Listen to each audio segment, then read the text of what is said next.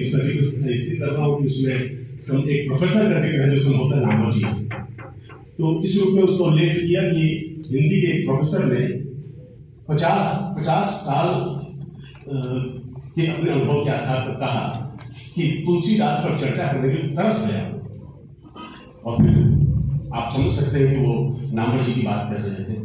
तो ये तुलसी के पक्ष में बोलने के लिए तरस गया हूँ, हालांकि ये बिल्कुल बेबुनियाद बात है। हिंदी की दुनिया में ऐसा कभी नहीं हुआ कि आप तुलसी के पक्ष में बोलने के लिए तरस जाएं। उसके खिलाफ बोलने के लिए आप तरस सकते हैं, उसके खिलाफ बोलने के लिए आपको वातावरण नहीं मिलेगा। रामचंद्र शुक्ल से बनी हुई एक परंपरा है जिसका कि बहुत सघनता से पालन हिंदी की दुनिया में हो रहा है और मार्क्सवादियों के द्वारा भी हो रहा है। रामविलास शर्मा उसके सबसे बड़े उदाहरण है और उसकी वजह से वो एक फॉलोइंग बनी हुई है उनकी। मुक्तिबोध उन लोगों में से थे जिन्होंने इस पर प्रश्न उठाया। उनसे पहले शायद 3-4 साल पहले मैंने कभी लिखते हुए लिख दिया था कि उनसे 10 साल पहले रांगे राघव ने ये प्रश्न उठाया, लेकिन वो गलत था। रांगे राघव ने संभवतः 50-51 में ये चर्चा की और मुक्तिबोध का लेख 1955 का है। इन दोनों ने जो हिंदी की अपनी परंपरा से नहीं आते हैं, संभवतः इस बात को रेखांकित करने का महत्व है। इन दोनों ने भक्ति आंदोलन के इस पक्ष की ओर ध्यान खींचा कि निर्गुण भक्ति एक बहुत क्रांतिकारी धारा थी और सगुण भक्ति ने आकर उसके नकदंत उखाड़ दिए। उस धारा की जो क्रांतिकारिता थी, उसका जो सार्थत्व था, उसको सोख लिया और उसे पूरी तरह एक पालतू चीज बनाकर रख दिया। तो जो सामाजिक परिवर्तन के लिए खड़ी होने वाली चीज थी, उसका सामाजिक परिवर्तन वाला सार्थत्व समाप्त हो गया तुलसी तक आते आते। और यही वजह है कि उसके बाद भक्ति की आवश्यकता नहीं रही और तुरंत पूरा का पूरा हिंदी साहित्य रीति परंपरा की दिशा में मुड़ गया। ये बात रांगे राघव ने पहले कही, मुक्तिबोध ने 3-4 साल बाद कही होगी। मुक्तिबोध ने कहीं उनका हवाला नहीं दिया है, इससे ये पता चलता है कि मुक्तिबोध संभवतः रांगे राघव को पढ़ नहीं पाए थे। अब आप ये सोचिए कि ये हिंदी की परंपरा के भीतर प्रगतिशील लोगों के भीतर की आपसी कैसी साजिश थी, जिसमें कि बहस के लिए उठाए गए बहुत ही वैलिड मुद्दे पूरी तरह से दरकिनार कर दिए। रामविलास शर्मा के लेख आए जिसमें उन्होंने ये साबित कर दिया कि भक्ति की परंपरा में निर्गुण और सगुण का विवाद उठाना ही बेकार है। पूरी की पूरी भक्ति एक महान किसान चेतना का प्रतिनिधित्व करती है और वर्ण व्यवस्था के पक्ष में लिखी गई कविता आम लोगों के मनोमस्तिष्क में ऐसा रस विप्लव करा ही नहीं सकती जैसा कि तुलसी का रामचरितमानस करवाता है। तो चूंकि आम जनता के भीतर वह कविता रस विप्लव कराने में सक्षम है, इसलिए उस कविता को वर्णाश्रम समर्थक मानना ही नहीं चाहिए। आपके सामने उसके लिखे हुए जितने भी उदाहरण आ रहे हैं, उन उदाहरणों की आप अनदेखी कीजिए। ये मानिए कि वो क्षेपक है या किसी और वजह से लिखे गए हैं, क्योंकि वो कविता रस विप्लव करा रही है आम जनता के मन में। तो जनता नाम की पवित्र कैटेगरी है उनके सामने, और जनता नाम की जो ये पवित्र कैटेगरी है, इसकी विचारधारा हमेशा अनिवार्यतः शोषक समाज की विचारधारा से अलग होती है। ये धारणा भी है। यानी आप अगर रामविलास जी से ये पूछिए कि फिर वर्चस्वशाली विचारधारा का क्या मतलब होता है, ये कैसे संभव होता है कि पीढ़ी दर पीढ़ी एक शोषित वर्ग शोषण को स्वीकार किए रहता है, उसको एक स्वाभाविक प्राकृतिक व्यवस्था मानता है। अगर ऐसा मानता है तो विचारधारा की कोई भूमिका होगी उसमें ना, उसी को तो विचारधारा कहते हैं। विचारधारा वही है जो हमारे रवैयों और मान्यताओं का एक संगठन है हमारे भीतर, और यह संगठन ये इंश्योर करता है कि जो प्रभुत्व संबंध है उनका पुनरुत्पादन होता है, वो बार बार रिप्रोड्यूस होती रहे, वही कायम रहे। ये उसको इंश्योर करने वाली चीज है। वो इंश्योर करने वाली चीज है, उसके बारे में रामविलास जी के यहाँ कोई सजगता नहीं है। क्या ये एक मार्क्सवादी नजरिया हो सकता है? बिल्कुल नहीं हो सकता। यानी आप कह सकते हैं कि बहुत वैध बिंदु रांगे राघव ने उठाया और उसके बाद उसको बहुत ही शक्तिशाली तरीके से मुक्तिबोध ने आगे बढ़ाया, रांगे राघव से परिचित या अपरिचित रहते हुए, पर उसकी कोई नोटिस हिंदी की दुनिया में नहीं ली गई।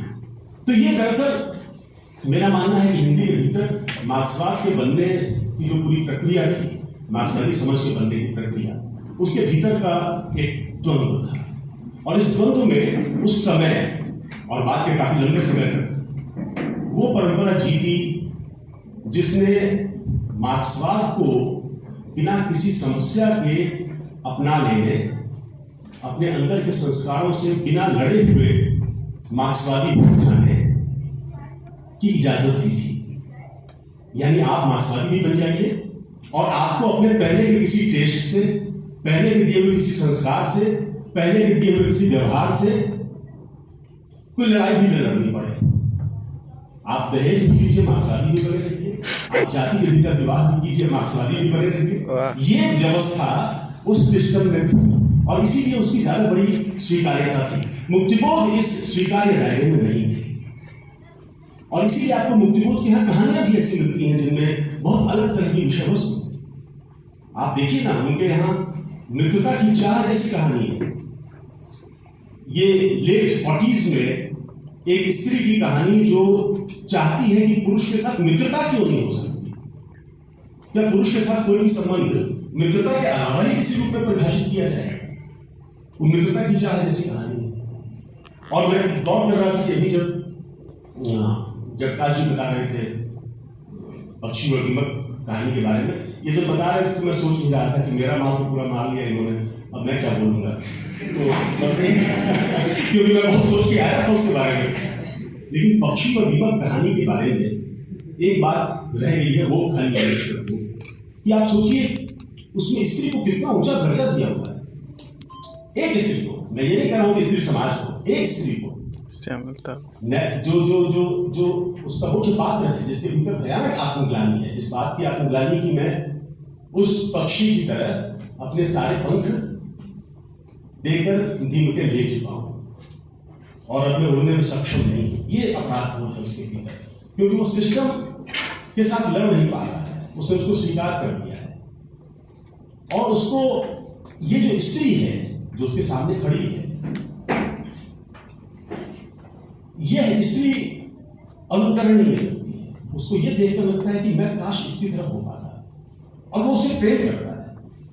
और कितने नए तरह का सौंदर्य बोध है। आप ये देखिए कि प्रेम करने वाली वो स्त्री, उसकी कोमलता, उसकी गोराई, उसकी ललाई, इसका कोई जिक्र नहीं है। जिक्र इस बात का है कि हवाई चप्पल पहने हुए धूल में फटफट पैर मारती हुई चल रही है, पैरों में बीमारियां कटी। ऐसी स्त्री प्रेमास्पद है, ये वही कहानी बताता है। तो एक बहुत नए तरह का सौंदर्य बोध, स्त्री को देखने का एक बिल्कुल अलग नजरिया, यह सब मुक्तिबोध की कहा इसलिए संभव हुआ कि वो किसी बंधे बधाए ढांचे में फिट होने वाले मार्क्सवादी नहीं है। ये बहुत ही महत्वपूर्ण बात लगती है मुझे कि मुक्तिबोध को इस रूप में देखा जाए। मुक्तिबोध अगर उस तरह न मृत्यु को प्राप्त हुए होते और एकाएक तमाम वजहों से उस समय अखबारों में, पत्रिकाओं में उनकी चर्चा न होती, तो बाद के ये जो 70 साल गुजरे इनमें वो कहाँ होते हम नहीं जानते। उनकी रचनावली छपने की बात तो छोड़ दीजिए, किताबें अलग अलग भी न छपी होती, और अगर छपी हुई होती तो उनके बाद में संस्करण न निकले होते। ये सारी चीजें इस साहित्यिक दुनिया के भीतर हुई हैं, हम जानते हैं। इसीलिए ये बात मुक्तिबोध के बारे में कह सकते हैं कि किताबों का न छपना, और अगर छप भी गए तो पहले संस्करण के बाद संस्करण का न निकलना बिल्कुल संभव था। लेकिन आज मुक्तिबोध की रचनावली छप रही है, और रचनावली ही नहीं, उसका नया परिवर्तित संस्करण भी सामने आ रहा है। ये हम लोग के एक सौभाग्य है जो जो जो जो संभवतः एक औचक कारण से हमें प्राप्त हो गया है। मैं ये कह रहा हूं कि वो फिट नहीं बैठते हैं, वो बात आप उनकी कहानियों में देख सकते हैं। मुक्तिबोध की कहानियों पर भी मैंने थोड़ा सा काम किया है। कविताओं को उस तरह से पाठक नहीं, तो कविताओं के बारे में नहीं कहूँगा, लेकिन कहानियों को पढ़ते हुए मैंने ये अनुभव किया कि मनोवैज्ञानिक और सामाजिक ये जो खाते बनाकर हम चलते थे, उसका मुक्तिबोध के यहाँ कोई इस्तेमाल नहीं हो पाता। और इसीलिए अगर आप मुक्तिबोध को वो प्रेमचंद की परंपरा में है या नहीं है, इस प्रश्न के साथ देखने चाहिए, तो आप बड़ी मुसीबत का सामना करेंगे। आप तय ही नहीं कर पाएंगे कि इसको प्रेमचंद की परंपरा हम माने या न माने। क्योंकि ज्यादातर क्या होता है, मुक्तिबोध की कहानियों में समाज होता है, लेकिन वो जितना बाहर होता है उससे ज्यादा भीतर होता है। जो जो जो जो पात्र है या अगर नैरेटर खुद पात्र है तो नैरेटर जो है उसके अंतर्द्वंद्वों में, उसके अपने भीतर चलने वाली लड़ाइयों में वो समाज व्यक्त हो रहा होता है। तो मुझे हमेशा लगता है कि जैसे हम मैन इन एक्शन मानते हैं सामाजिक कहानियों के लिए और मैन इन कॉन्टेम्पलेशन मानते हैं मनोवैज्ञानिक कहानियों के लिए, ये दोनों मुक्तिबोध के यहाँ एक साथ मौजूद हैं। वो मैन इन कॉन्टेम्पलेशन है जो चिंतनरत मनुष्य है उनके यहाँ, जिसके चिंतन में पूरा समाज दिख रहा होता है, जिसकी ग्लानि में पूरे समाज के मधुबन ग्लानि झलक रही होती है, जिसकी दरिद्रता में पूरे समाज के उस वर्ग की दरिद्रता झलकती है, उसकी सुविधाहीनता झलकती है। ढेर सारी ऐसी कहानियां हैं, बहुत ही उदास कहानियां हैं। कई बार लगता है कि वो सचमुच अवसाद से ग्रस्त रहे होंगे, और ये कहने में कोई बुराई नहीं है। मतलब मैं हिंदी के उन लोगों में से नहीं हूं जो किसी को शिजोफ्रेनिक बताने के बाद इसे गाली की तरह इस्तेमाल करने लगते हैं। ये कोई गाली नहीं है, किसी का पैरानॉइड होना गाली नहीं है।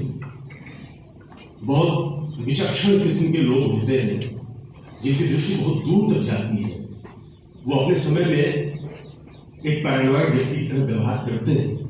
हम लोगों ने ऐसे लोगों